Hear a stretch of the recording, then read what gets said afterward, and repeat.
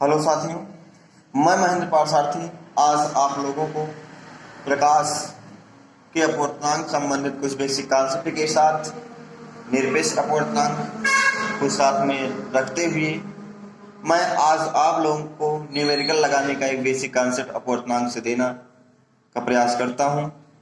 मुझे आशा है कि आप लोग अपवर्तनांक हमारे प्रकाश पाठ्य में पढ़ लिए होंगे हमारे चैनल महेंद्र पारसारथी के माध्यम से। तो दोस्तों, आपको पता है कि अपवर्तनांक के दो नियम होते थे। पहला नियम छोड़ के दूसरा नियम मुझे पता sine i upon sine r यानी कि 1 यानी 2 होता था, जिसको हम स्नेल का नियम कहते थे। स्नेल का नियम कहते थे। देखिएगा, जो 1 यानी 2 होता है इसको हम कहते हैं पहले माध्यम का के सापेक्ष दूसरे माध्यम का अपवर्तनांक। अब थोड़ा जो अब बताने वाले हैं इस पे विशेष ध्यान दीजिएगा कि जब यदि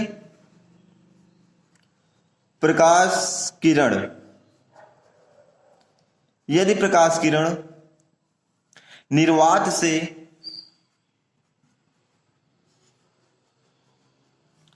चलकर दूसरे माध्यम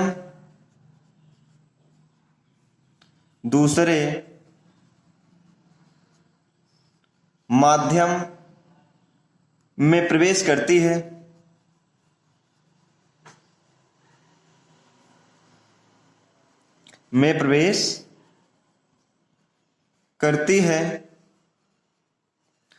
तो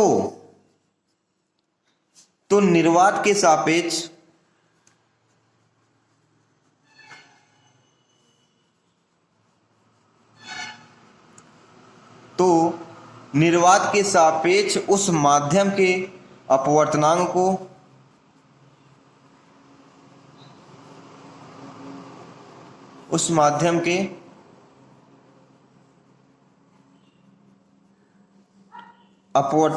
को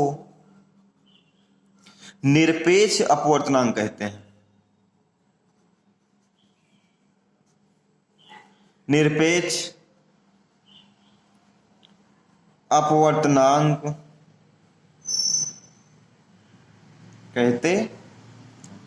कहने का मतलब ये दोस्तों, यदि प्रकाश किरण निर्वात से चलकर वायु से चलकर किसी दूसरे माध्यम में प्रवेश करेगी, जैसे आपका माध्यम हो सकता है कांच हो और वाटर हो, जल हो, जो भी हो, यदि प्रकाश किरण निर्वात से चलकर दूसरे माध्यम में प्रवेश करती है तो निर्वात के सापेक्ष उस माध्यम के जो अपवर्तनांक होते हैं उसको हम निरपेक्ष अपवर्तनांक के नाम से जानते हैं। अब इसके बाद मान लेते हैं हम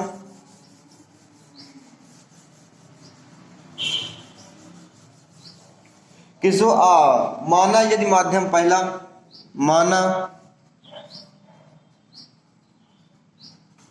माध्यम फर्स्ट व सेकेंड यानी प्रथम व द्वितीय माध्यम के निरपेक्ष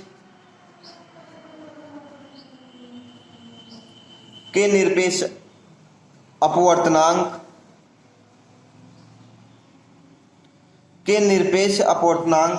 क्रमशः n1 व n2 हो तो माध्यम फर्स्ट के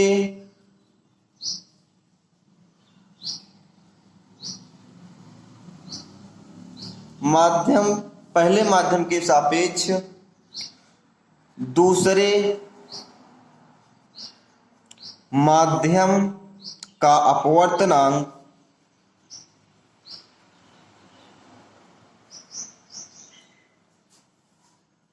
जो अपवर्तनांक होगा 1n2 is equal n2 upon n1 होगा। यानी पहले माध्यम के सापेक्ष दूसरे माध्यम का अपवर्तनांक जो होगा n2 अपान n1 होगा। अब आपको पता है कि जो आपका 1n2 होगा वह sine i upon sine r के इक्वल होता है। इसके बराबर हम यूं लिख सकते हैं कि sine i upon sine r. अब इसके बाद मान लेते हैं कि जो आपका माध्यम फर्स्ट और सेकंड है उसमें से पहला माध्यम आपका वायु हो और दूसरा माध्यम कांच ले लें। और इसके पहले एक बात आपको याद रखना है कि जो आपके किसी भी माध्यम का अपवर्तनांक होता है, किसी भी माध्यम का अपवर्तनांक जो होगा दोस्तों, किसी भी माध्यम का अपवर्तनांक माध्यम के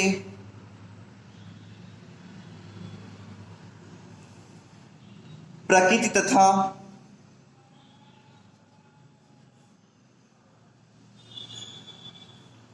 आपतित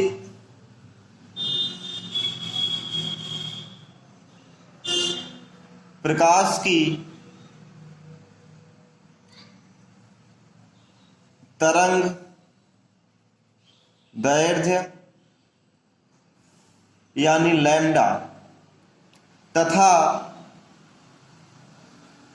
ताप पर निर्भर करती है।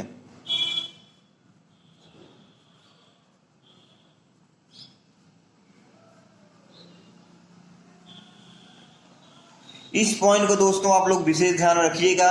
किसी भी माध्यम का जो अपवर्तनांक होगा वह उसकी प्रकृति और तरंग दैर्घ्य तथा ताप पर निर्भर करता है।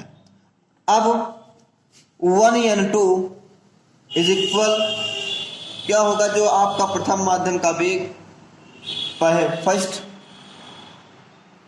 माध्यम में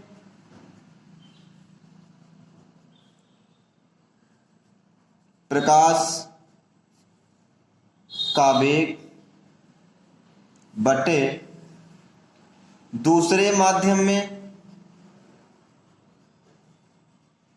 प्रकाश का वेग इज इक्वल क्या होता है कि जो पहले माध्यम प्रकाश का तरंग दैर्घ्य लैम्डा बटे दूसरे माध्यम का जो तरंग दैर्घ्य लैम्डा होता है उसके बराबर होगा। यानी जो अपवर्तनांक होता है वह पहले माध्यम में प्रकाश का वेग बटे दूसरे माध्यम में प्रकाश का वेग के बराबर तथा प्रथम माध्यम के जो प्रकाश का वेग होता है और द्वितीय माध्यम जो प्रकाश का वेग होगा वह इक्वल होता है पहले माध्यम का जो तरंग दैर्घ्य होता है बटे दूसरे माध्यम के तरंग दैर्घ्य के बराबर होता है। अब दोस्तों हम आगे जानेंगे कि मान लेते हैं हम माना कि जो आपका पहला माध्यम है, माना पहला माध्यम निर्वात है, निर्वात या वायु कर सकते हैं आप, निर्वात ए तथा दूसरा माध्यम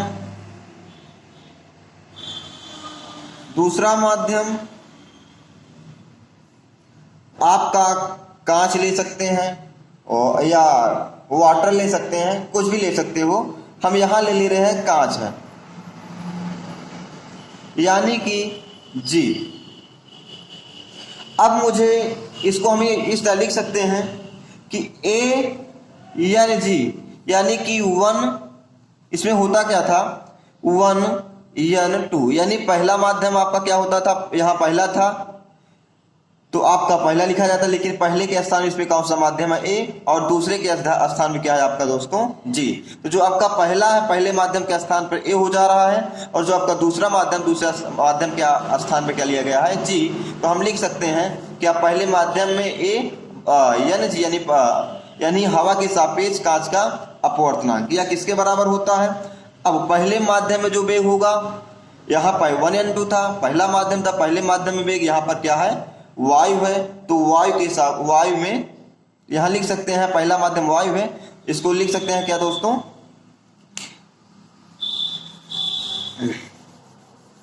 तो अगर ये वीडियो आपको अच्छा लग रहा हो तो इसको आप सब्सक्राइब कर लें और कमेंट जरूर करेंगे। देखिएगा हम आपको बता रहे थे कि ए एन जी यानी पहले माध्यम के सापेक्ष, यानी पहला माध्यम क्या था आपका हवा, यानी इसके पहले 1n2 था तो आपका पहले माध्यम के वेग और यहाँ 2 था दूसरे माध्यम के वेग, वही हो जाएगा। हाँ वायु में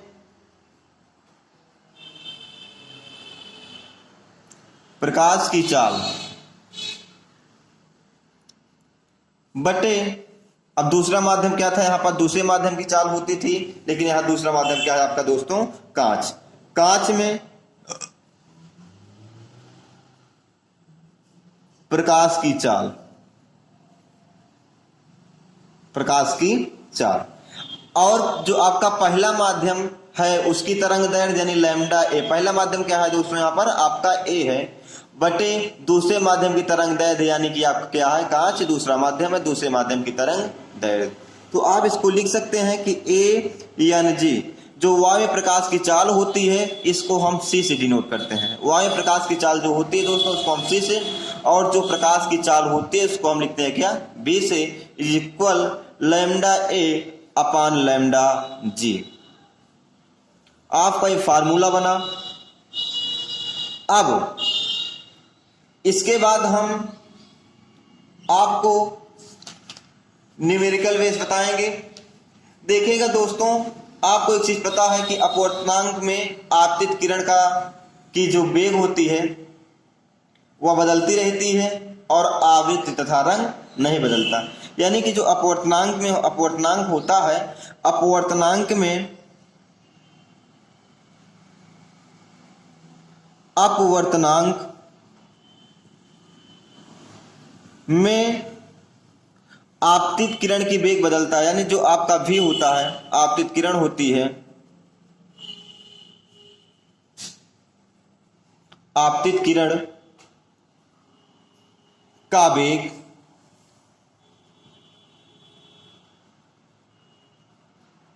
बदलता है, लेकिन आवृत्ति यानी फ्रीक्वेंसी जिसको हम एफ से डिनोट करते हैं और इसकी कलर और रंग नहीं बदलता, नहीं बदलता है। कहने का मतलब यह अपवर्तनांक की जो कंडीशन होती है दोस्तों, इस कंडीशन में जो आपकी आवृत्ति होती है और आपतित किरण की आवृत्ति तथा रंग नहीं बदलता है, लेकिन उसका वेग क्या होता है, बदलता रहता है। तो आपका फार्मूला क्या बन जाएगा, तो आपको एक फार्मूला याद है, C बराबर एफ इंटू लैम्डा, जहां जो आपका C है यह निर्वात में प्रकाश की चाल है। C जो होता है निर्वात में प्रकाश की चाल 3 गुणे 10 की पावर 8 मीटर प्रति सेकेंड, और जो आपका लैम्डा है वह तरंग दैर्ध्य यानी प्रकाश की तरंग दैर्ध्य होता है, और जो आपका यफ होगा इसको हम क्या कहेंगे, आवृत्ति। यफ आपका क्या होता है दोस्तों, आवृत्ति होगी। अब इसके बाद मैं एक क्वेश्चन आप लोगों को बताऊंगा। C बराबर एफ वन लैम्डा, जहां C प्रकाश की चाल, एफ आपका आवृत्ति और लैम्डा आपका क्या है, तरंग दैर्ध्य। अब इसके बाद हम आपको एक सवाल बताएंगे जिसको आप विशेष रूप से पढ़ें। सवाल आपका दिया गया है, वायु में 6000 एंगस्ट्रॉन का प्रकाश 1.5 अपवर्तनांक वाले माध्यम में प्रवेश करता है, तो माध्यम में इसका वेग तथा आवृत्ति क्या होगी। यानी वायु में, क्वेश्चन है नोट करिएगा आप लोग, वायु में 6000 एंगस्ट्रॉन तरंग दैर्ध्य का प्रकाश 1.5 अपवर्तनांक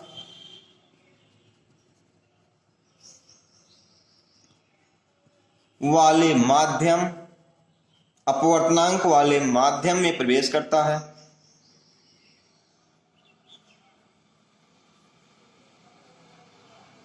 माध्यम में प्रवेश करता है, तो माध्यम में इसका वेग तथा आवृत्ति क्या होगी, आवृत्ति क्या होगी। अब आप सॉल्यूशन देखेंगे। पहले इसमें सबसे पहले मुझे लिखना होगा दोस्तों कि क्या दिया गया क्या नहीं दिया गया है। तो आप लोगों को पता है कि c का मान दिया गया है जो 3 × 10⁸ मीटर प्रति सेकेंड है। ये हमेशा निर्वात प्रकाश की चाल दी रहती है। ये जो है हमेशा इसी के साथ दिया रहेगा कि यदि निर्वात में जो प्रकाश का वेग है ये। अब सॉल्यूशन करेंगे तो आपको पता है कि c का मान दिया गया है। उसके बाद एंगस्ट्रॉन जो होता है या तरंग दैर्ध्य का मात्रक होता है। तरंग दैर्ध्य में एंगस्ट्रॉन में मापा जाता है। तो तरंग दैर्ध्य यानी लैम्डा का मान भी दिया गया है 6000 एंगस्ट्रॉन। एक एंगस्ट्रॉन बराबर होता है दोस्तों 10⁻⁻10 मीटर। तो हम इसको लिख सकते हैं मीटर में चेंज करने के लिए 6000 × 10⁻⁻10 मीटर।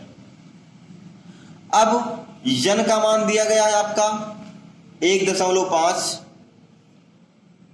यन का मान दिया गया है 1.5। मुझे निकालना है किसका मान, F बराबर वाट। तो सबसे पहले मुझे यहां ये देखना है कि जो आपकी सवाल है उसमें क्या दिया गया है क्या नहीं दिया गया है। जब ये पता चल जाएगा तो मुझे क्या निकालना है। सबसे पहले काम तीनों के बीच में संबंध क्या होता है इसको हम ध्यान देते हैं। तो आपको पता है कि यह लैम्डा यन दिया गया, F का मान निकालना है तो और C का मान भी दिया गया है।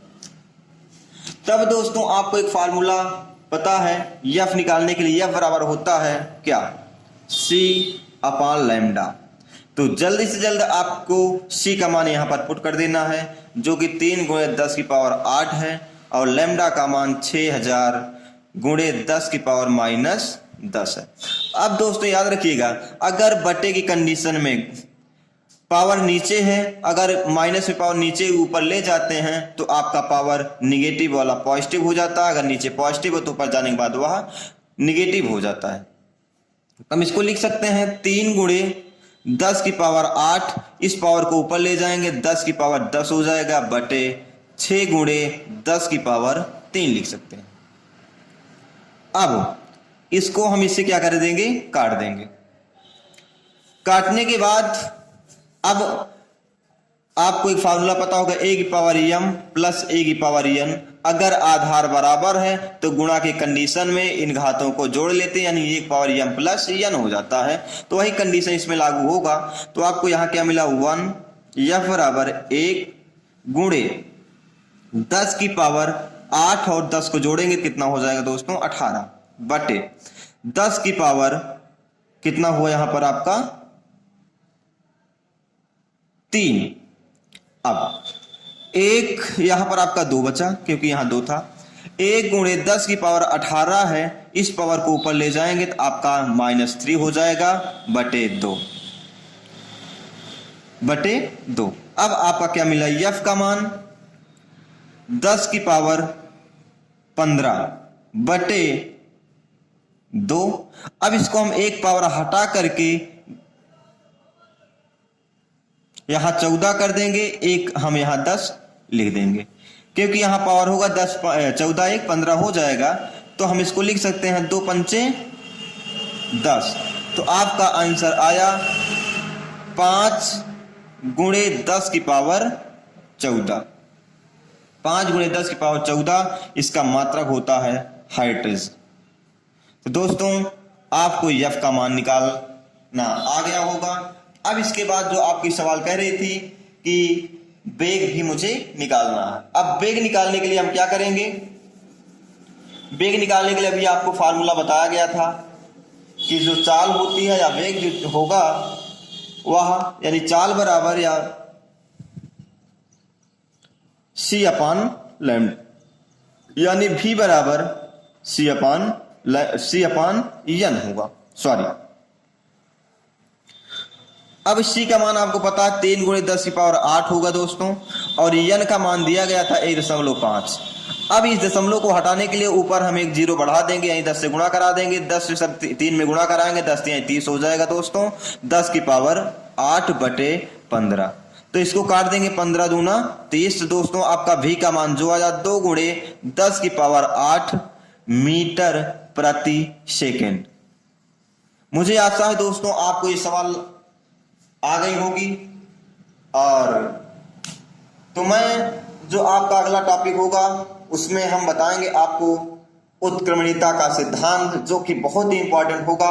और कल इसी बेस पे हम कुछ आपको न्यूमेरिकल्स बताएंगे, इसलिए आप हमारे चैनल को सब्सक्राइब लाइक जरूर कर लें, जिससे हमारे जो भी वीडियोस हैं आपके पास जल्दी से जल्दी पहुंचे।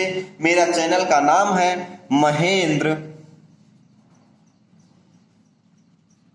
पार्थ सारथी। इसी चैनल को आप विजिट करिएगा और इसके माध्यम से आप फिजिक्स के इंपॉर्टेंट टॉपिक्स का अध्ययन करिएगा।